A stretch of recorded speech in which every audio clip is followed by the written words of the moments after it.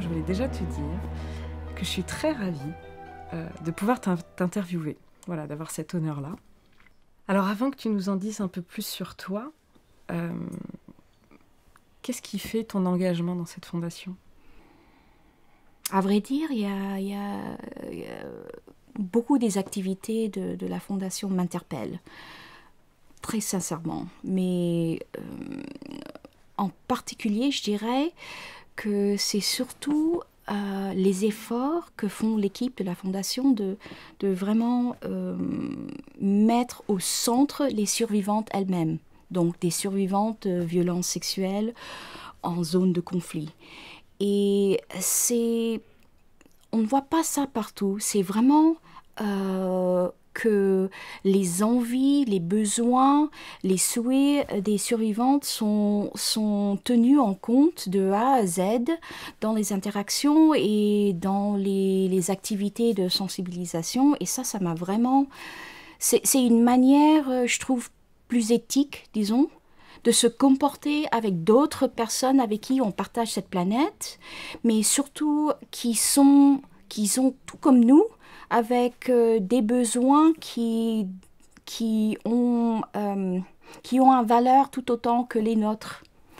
Et pour tenir ça en compte, je trouve que c'est l'essentiel dans des interactions responsables et efficaces avec les autres gens. Et par rapport à ce point marquant-là que tu portes, que tu incarnes, ton parcours, qu'est-ce qui t'a amené jusque-là ? Mon fil rouge, c'était toujours de chercher à développer une habitude d'engagement riche avec les autres. Pour moi-même, mais aussi d'encourager ce développement de cette habitude. C'est une vraie habitude, c'est une force, ça ne se fait pas toute seule. Et c'est une interaction qui est un partage qui enrichit les deux côtés. Et donc j'ai toujours cherché d'une manière ou l'autre à faire ceci, et j'ai trouvé que ce que la Fondation fait dans ses activités, pour moi, ça correspond énormément, et donc je voulais faire partie. Tu peux nous en dire un peu plus sur les actions concrètes de la Fondation ? Oui, tout à fait. Côté concrète, par exemple, maintenant, je gère ce réseau qui s'appelle CEMA, c'est le réseau global de survivantes de conflits sexuels, et on a maintenant une plateforme digitale de communication qui est sécurisée avec traduction automatique, ce qui permet des communications directes entre survivantes des 21 pays qui font partie de notre réseau, de cet réseau, et qui permet un partage de campagnes, mais également de soutien et qui leur permet également, une certaine émancipation. C'est qu'ils ne restent pas dépendants de quelqu'un d'autre en soi. Donc ça, c'est un exemple. Un autre exemple très concret, c'est le lancement d'un fonds global pour les survivantes. Et c'est donc, ça va fournir des réparations aux survivantes elles-mêmes dans la forme de projets locaux qui vont aider à reconstruire leur communauté.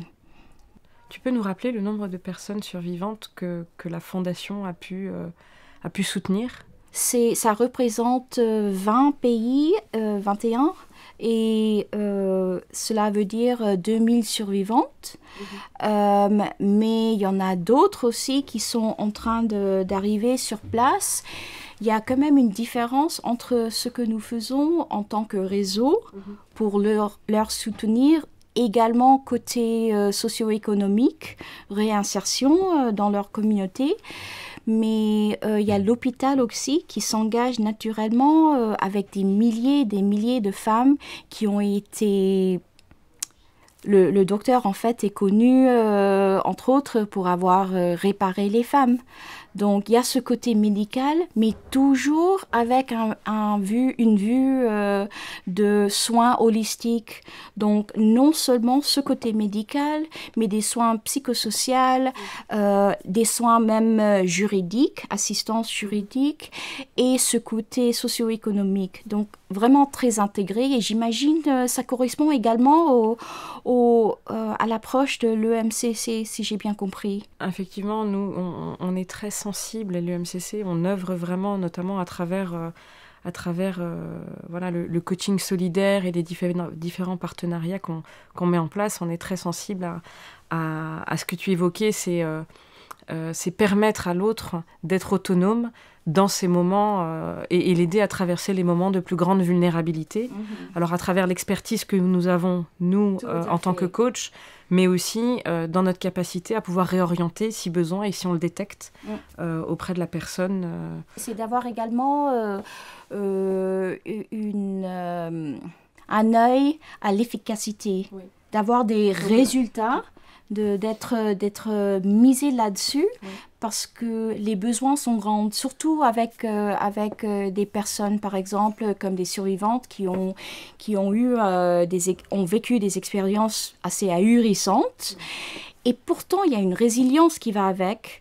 Et ça, en combinaison avec le contact un sur un, avec un coach solidaire, ça fait toute la différence. C'est un soutien qui a des comment on dit en français, des rewards, des reconnaissances des deux côtés, parce que c'est très honnêtement un partage. C'est des femmes magnifiques et ça change non seulement sa vie à elle, mais sa famille et sa communauté également. On a des manières différentes à regarder le monde, mais pour moi, c'est un monde partagé. Et prendre conscience de ça, j'adore le thématique cette année, très franchement, parce que je souligne qu'on est complètement personnellement, et la Fondation aussi, on est vraiment dans un accord parfait là-dedans, parce que c'est essentiel. C'est non seulement essentiel, mais c'est urgent d'en tenir compte de cela, et c'est pour cette raison que cette chance de travailler ensemble avec vous en collaboration, c'est magnifique. Merci. Je voulais te remercier, Tammy, maintenant pour cette interview, toutes ces réponses très authentiques, très sincères et qui viennent du cœur et qui font qu'on se retrouve là. Merci, et un grand merci de la part de toute l'équipe de la Fondation et toutes les survivantes dans le réseau SEMA.